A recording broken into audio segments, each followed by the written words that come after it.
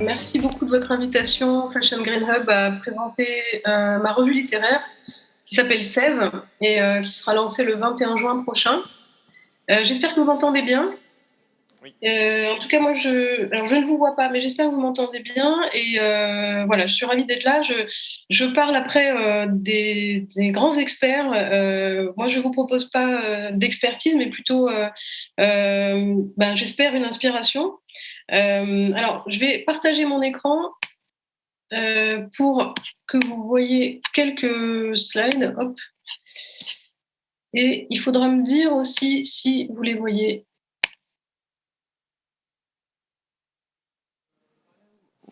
Oui, on voit bien et on vous entend bien. D'accord.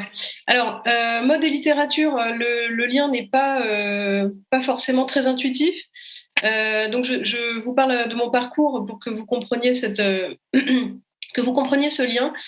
J'ai 15 ans d'expérience dans la mode. J'ai travaillé à l'Andam. J'ai organisé un salon de mode pour les professionnels, donc je connais bien l'industrie. Et il y a 12 ans, j'ai créé une plateforme digitale pour les marques de mode et les acheteurs professionnels qui s'appelle le New Black, que peut-être certains d'entre vous connaissent.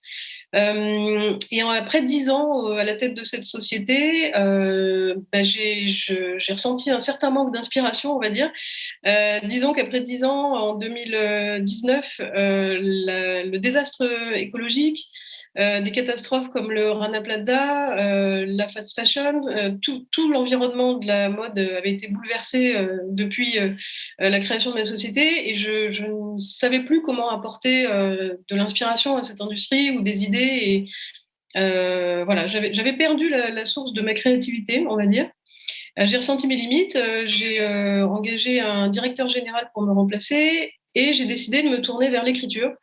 L'écriture donc littéraire qui m'intéressait et dans laquelle je n'avais pas d'expérience. Donc j'ai intégré un master de création littéraire à Paris 8, où j'ai beaucoup appris avec une population qui était extrêmement éclectique et hyper intéressante. Et depuis, j'ai écrit 2 manuscrits de romans, j'ai écrit des poésies, et j'ai créé une structure qui s'appelle Sève Édition. Et c'est dans ce cadre que je lance cette revue qui s'appelle donc Sève. Alors, aux origines de Sève, il y a effectivement le désastre écologique. Il y a aussi le contexte de la pandémie, c'est-à-dire qu'en pleine pandémie, chacun chez soi, en train d'affronter chacun chez soi un problème mondial, bizarrement. On a tous ressenti, nous, créateurs et en fait les entrepreneurs aussi, puisque les entrepreneurs sont autant de créateurs, une difficulté à peut-être retrouver la source de sa créativité en étant enfermé comme ça chez soi. Donc il y avait ce contexte très étrange d'essayer de retrouver une source en soi. Il y avait des livres, je vous en cite 3 qui ont été importants. Il y a Félix Guattari qui a écrit Les 3 écologies en 1989 et qui recommandait déjà d'essayer de créer des entreprises individuelles ou collectives qui permettaient de créer de nouveaux espaces qui soient hors de ces flux, de ces forces en présence qui sont aux origines de la catastrophe écologique.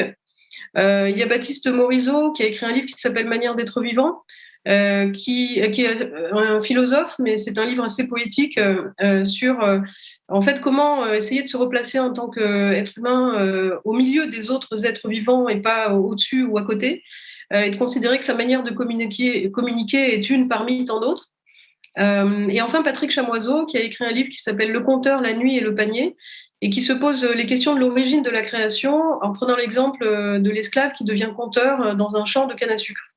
Donc il y avait un contexte, il y avait des références littéraires et puis une scène, la scène de la publication littéraire que je découvrais, qui est une scène extrêmement vivante, extrêmement diffractée, parce que maintenant il y a Instagram, beaucoup de gens publient des choses sur Instagram, il y a Amazon, il y a les micro-maisons d'édition, et puis il y a les revues. Et les revues littéraires, c'est un excellent moyen de découvrir des plumes et puis de rencontrer soi-même des lecteurs. Donc il y a les revues historiques comme la NRF ou la Revue des Deux Mondes. Il y a des revues qui sont très établies comme AOC ou Diacritique, qui sont des revues de critique littéraire ou des capages. Et puis il y a une jeune génération, donc là vous voyez l'exemple de Sabir ou de Muscle, qui sont autant de plateformes pour découvrir des nouvelles plumes. Donc j'ai écrit un manifeste. Le nom de Sève m'est apparu comme ça très instinctivement. J'ai écrit un manifeste et puis qui est disponible sur le compte Instagram de la revue. Et je travaille avec un directeur artistique qui va s'occuper de toute la mise en page de la revue et qui lui-même a travaillé pour des marques de mode. Alors dans Sève numéro 1, vous découvrirez quand il sortira en juin. Malheureusement, je ne peux pas encore vous le montrer, mais il sortira en juin. Et donc, vous découvrirez une scène littéraire contemporaine extrêmement vivante avec des écrivains, 30 écrivains, écrivaines qui ont entre 20 ans et 50 ans. Il y a des poésies, des nouvelles, il y a aussi des discussions entre artistes et critiques d'art. Et l'idée, donc, c'est de rendre compte d'un lien entre les vivants, sous la forme littéraire. Alors, on découvrira un paysage. Heidi Tuitu, par exemple, a écrit une série de poèmes pendant sa résidence en Finlande sur le rapport, l'étrangeté qu'elle entretient avec ce paysage nouveau. Aurès Vétier a créé des poésies et un herbier en collaborant avec un algorithme. Il y aura du feu, le feu chez Chloé Milos Azzopardi, le feu de la révolte des printemps arabes. Et de la révolte étudiante. Et c'est chez Sephora, chez Babo, il y aura le feu des incendies de Kabylie et le feu intérieur qui brûle au même moment. Il y a un rapport à l'histoire aussi qui est apparu dans les textes très fort. Chez Samir Lagouati-Rachouane, qui est un artiste marseillais, on parlera de ce que disent les graines, le parcours des graines du parcours colonial dans l'histoire.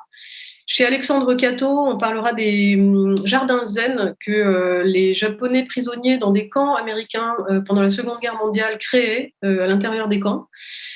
Il y a le rapport au corps aussi avec Estelle Benazet qui écrit un texte sur la jouissance féminine et son lien possible avec le capitalisme. Et puis le rapport à soi avec par exemple Sofiane Delhomme qui raconte un souvenir d'enfance d'elle-même en tant qu'insecte, donc quelque chose de très kafkaïen. Et Damien Tripette qui parle de son rapport au travail et à quel point ça l'a transformé en coulure. Voilà, donc ce ne sont que quelques exemples, il y a 30 textes, mais je pense que c'était une espèce d'introduction à tout ce que vous pourrez trouver dans la revue. Elle sortira le 21 juin 2022. Je serais ravie si vous avez des questions et que vous m'envoyez des emails, d'y répondre, d'échanger avec vous et de vous donner peut-être plus d'informations ou de tenir au courant de l'évolution de la revue. Et les précommandes démarreront à partir de mai.